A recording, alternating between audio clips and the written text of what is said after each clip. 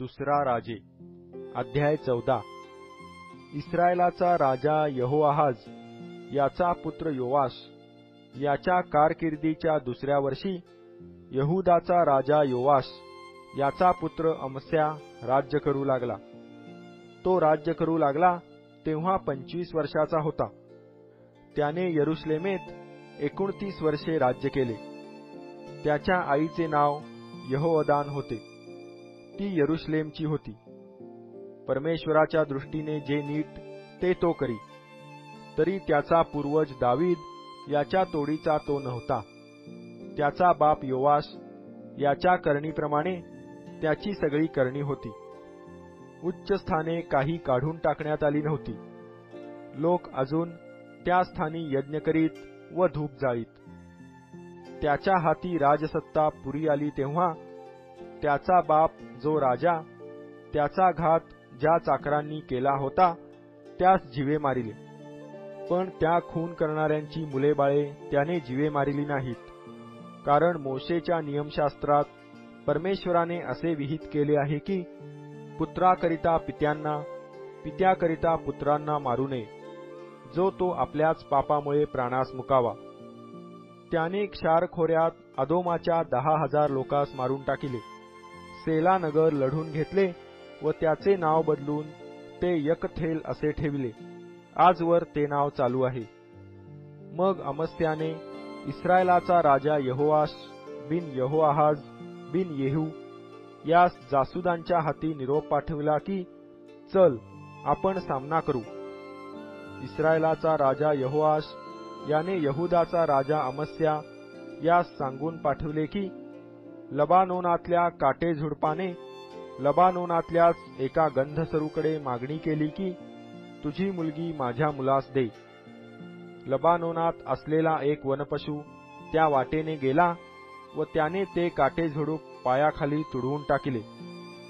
तू अदोमाचा मोड केल्यामुळे तुझे हृदय उन्मत्त झाले आहे। त्याविषयीची फुशारकी मारीत आपल्या घरी बैस। तू पतन पावशील व तुझबरोबर यहुदा पतन पावेल। तर तू होऊन अरिष्टास का आमंत्रण करीत आहेस? अमस्या काही केले ऐकेना। तेव्हा इस्रायलाचा राजा यहोआश चढाई करून गेला। तो व यहुदाचा राजा अमस्या यांचा यहुदा देशातील बेत शेमेश येथे सामना झाला। इस्रायलापुढे यहुदाची त्रेधा उडाली आणि ज्याने त्याने आपापल्या डेऱ्याकडे पळ काढिला। इस्रायलाचा राजा यहोआश याने यहुद्यांचा राजा अमस्या बिन यहोआश बिन अहजा याला बेत शेमेश येथे पकडिले। त्याने यरुशलेमेस जाऊन एफ्राईमी वेशीपासून कोपऱ्यावरील वेशीपर्यंत यरुशलेमेचा 400 हात कोट पाडून टाकिला। सोने रुपे परमेश्वराच्या मंदिरात व राजभवनाच्या भांडारात त्याला सापडली। तेवढी सगळी पात्रे व कैदी ही घेऊन तो शोमरोनास परत गेला। यहोआशाने केलेली बाकीची कृत्ये, त्याचा पराक्रम, तो यहुदाचा राजा अमस्या याशी कसा लढला, या सर्वांचे वर्णन इस्रायलांच्या राजाच्या बखरीत केले आहे नाही काय? यहोआश आपल्या पितरांजवळ जाऊन निजला। त्यास शोमरोनात इस्रायलाच्या राजांमध्ये मूठमाती देण्यात आली। त्याचा पुत्र यराबाम हा त्याच्या जागी राजा झाला। इस्रायलाचा राजा यहोआश बिन यहोआहाज याच्या मृत्यूनंतर यहुदाचा राजा अमस्या बिन योआश हा 15 वर्षे जगला। अमस्याची बाकीची कृत्ये यहुदाच्या राजांच्या बखरीत वर्णिलेली आहेत नाहीत काय? यरुशलेमेत त्याच विरुद्ध कट झाल्यामुळे तो लाखीश येथे पळून गेला। पण लोकांनी त्याच्या पाठोपाठ लाखीश येथे मनुष्य पाठवून त्याला ठार केले। त्यास घोड्यावर घालून आणले आणि यरुशलेमेत दावीदपुरात त्याच्या पूर्वजांमध्ये मूठमाती दिली। मग सर्व यहुदी लोकांनी 16 वर्षाच्या अजऱ्यास त्याचा बाप अमस्या याच्या जागी राजा केले।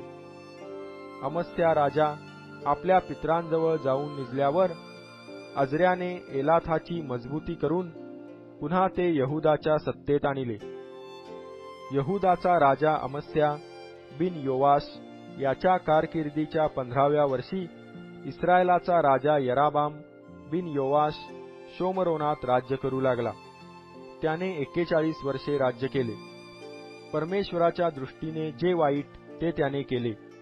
नबाट पुत्र यराबाम याने इस्रायलांकडून जी पापकर्मे करविली त्यांचे त्याने अवलंबन केले, ती त्याने सोडून दिली नाहीत. इस्रायलाचा देव परमेश्वर याने गत हेफेर येथील आपला सेवक योना बिन अमित्तय या संदेष्ट्याच्या द्वारे जे सांगितले होते त्याप्रमाणे यराबामाने हमाथाच्या घाटापासून अराबाच्या समुद्रापर्यंत इस्रायलांचा गेलेला मुलूक परत घेतला. इस्रायलास दुःसह क्लेश होत आहे असे परमेश्वराने पाहिले. बंदिवासात किंवा मोकळा असा कोणीही उरला नव्हता. इस्रायलाचा सहाय्यकारी असा कोणीच राहिला नव्हता. या नभोमंडळाखालून इस्रायलाची नावनिशाणी मी नाहीशी करीन असे परमेश्वर म्हणाला नव्हता. म्हणून त्याने योवाशाचा पुत्र यराबाम याच्याद्वारे त्यांची सोडवणूक केली. यराबामची कृत्ये, त्याने जे केले ते सर्व, त्याचा पराक्रम, त्याची युद्धे व पूर्वी यहुदाच्या सत्तेत असलेली दिमिश्क व हमात ही त्याने कशी परत घेतली, या सर्वांचे वर्णन इस्रायलांच्या राजांच्या बखरीत केले आहे, नाही काय?